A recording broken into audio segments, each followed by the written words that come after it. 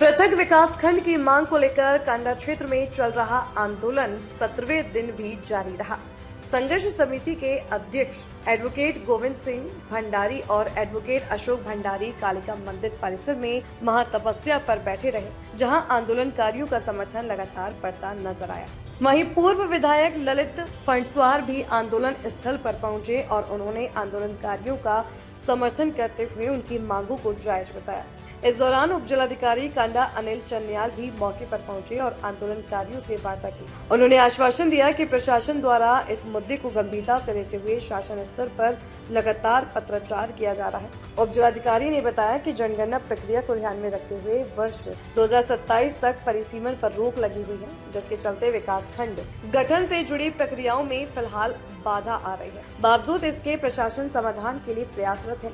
आंदोलनकारियों ने भी वार्ता के दौरान सकारात्मक रुख दिखाते हुए जल्द समाधान की उम्मीद जताई। उन्होंने कहा कि जब तक मांग पूरी नहीं होती आंदोलन जारी रहेगा।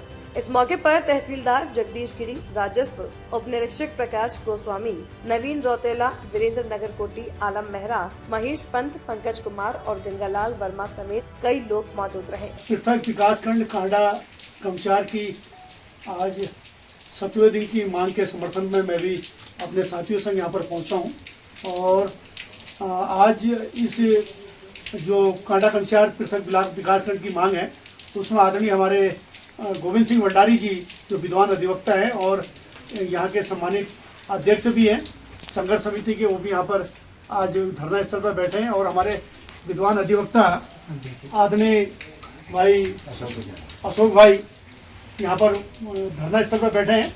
उन दोनों को हमारा भी समर्थन है। हमारे साथी वीरेंद्र भाई नगर कोटी जी हैं, चंदोला जी हैं, आलम भाई हैं, गंगा भाई हैं, अन्य साथीगण हैं, उन सब और अशोक जोशी जी हैं, उन सब साथियों का भी समर्थन यहाँ पर मिला है। और जिस प्रकार से आदरणीय भंडारी जी के साथ आज तहसील प्रशासन की वार्ता यहाँ पर हुई और तहसील प्रशासन की वार्ता में जिस प्रकार की बातें हमारे एसडीएम साहब ने यहाँ पर रखी, बहुत अच्छी बातें यहाँ पर उन्होंने कहा कि भाई इस समय जनसंख्या का परिसीमन चल रहा है और इस समय हम जो है प्रशासनिक इकाइयों का गठन नहीं कर सकते हैं और आपकी बातों का संज्ञान लेते हुए जिलाधिकारी के माध्यम से शासन प्रशासन को अवगत करा सकते हैं। तो इस संबंध में आदरणीय भंडारी जी ने बहुत बेबाक तरीके से अपनी बात में यहाँ पर रखा कि पूर्व में भी विकासखंड के लंबित जो मामले थे उनके संबंध में शासन प्रशासन स्तर पर हमने कई मर्तबा वार्ता करी है और आज भी एक वार्ता आपके सम्मुख भी होगी और उसमें एक अच्छा निदान निकलेगा ऐसा हम लोग विश्वास कर रहे हैं। तो जिलाधिकारी महोदय ने हमको आश्वस्त किया कि भाई हम जल्दी जो भी निस्तारित प्रक्रिया है, जो भी प्रकरण के निस्तारण संबंधित पत्रावली है उससे जो है आपको अवगत कराएंगे और फिर आगे की जो कार्रवाई होगी उसमें विचार विमर्श जो संघर्ष समिति का होगा उसके बाद ही विचारोपरांत जो है निर्णय लिया जाएगा और विकासखंड की मांग के जो लंबित मांग है उसके संघर्ष तक निर्णय तक पहुंचने तक जो है हम सब लोग संघर्षरत हैं। देखिए, आज हमारे इस कांडा विकासखंड संघर्ष समिति का विकासखंड बनाओ का 17वें दिन की महातपस्या का कार्यक्रम चल रहा है, जिसमें आज मैं स्वयं यहाँ पर महातपस्या पे अपनी भागीदारी कर रहा हूँ। इस बीच हमारे क्षेत्र में श्री ललित सिंह जी फरसवान साहब जो कि हमारे पूर्व विधायक रहे हैं, उनका भी हमारे इस आंदोलन को समर्थन यह प्राप्त हुआ और हमारे साथी श्री अशोक जी आज यहाँ पर बैठे हुए जो कांडा बार के अध्यक्ष हैं और इसके अलावा हमारे सोमेश्वर के श्री बिष्ट जी यह आज हमें यह समर्थन देने के लिए महातपस्या में बैठे। हमारे बीच में आज यह अनेक सामाजिक कार्यकर्ता, अनेक राजनीतिक दलों के लोग आए क्योंकि यह आंदोलन एक सर्वपक्षी और सर्वदलीय आंदोलन है। इसमें सभी लोगों की समान भागीदारी है और हमारा एकमात्र लक्ष्य है कि कांडा विकासखंड जो पूर्व में था वो त्वरित उसको सरकार गठन करे। और आज यह भी एक बड़े हर्ष की बात है, 17वें दिन के बाद हमारे जिला प्रशासन की ओर से उप जिलाधिकारी कांडा इस अनशन स्थल पर पहुंचे और उनके द्वारा ये कहा गया कि यह इस संदर्भ में जो पत्रावली है वह गतिमान है और पूरे क्षेत्र के यह समीक्षा करके कांडा विकासखंड की स्थापना के लिए पत्रावली शासन में लंबित है और इस बारे में उन्होंने ये भी कहा क्योंकि वर्तमान समय में देश में जनगणना का कार्य चल रहा है जो अगले वर्ष 27 तक पूर्ण होगा और उसके बाद ही नए प्रशासनिक इकाइयों का गठन हो सकेगा। हमने उनको बोला ये बात बिल्कुल सत्य है क्योंकि जब ये जनगणना का कार्य चल रहा होता है तो उस समय नई प्रशासनिक इकाइयों का सरकार गठन तो नहीं कर सकती है, लेकिन सरकार ये तो तय कर सकती है कि आने वाले समय में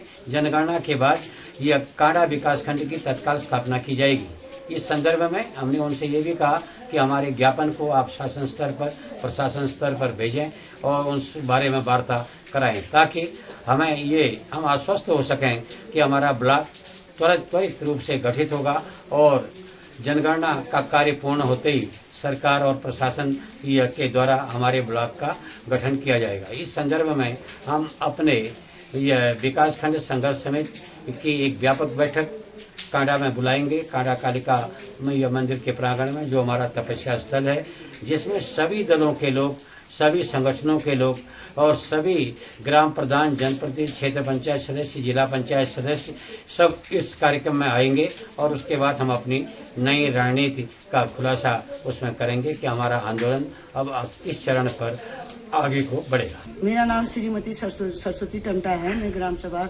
बजीना रहती हूँ। मेरा जो बुजुर्ग आज 16 दिन हो गए कालिका माता के मंदिर में बैठे हैं, कोई भी अधिकारी लोग हमें देखने के लिए नहीं आए। बड़ी अफसोस की बात है। और जो मेरे 50 साल पहले की मेरे ब्लॉक कांडा में आए थे, मेरे बुजुर्गों को बार बार नमन है। जो बुजुर्ग मेरे अनपढ़ और सीधे साधे थे उनको बाजार वालों ने वो उनके हाथ से निकल गई, उनको बैक सर पछान ठूंगा बिछा नहीं हो तो वो ब्लॉक वहाँ चलेगी, यहाँ नहीं आ पाई। इसलिए हम बहुत संघर्ष में लगे हैं। प्राण जाए रघुकुल सदा प्राण जाए पर वचन न जाए। हम यहाँ पर अपना जिंदगी प्राण भी डाल सकते हैं, लेकिन अधिकारी लोग अभी कोई नहीं है, उनको जरूर आना पड़ेगा।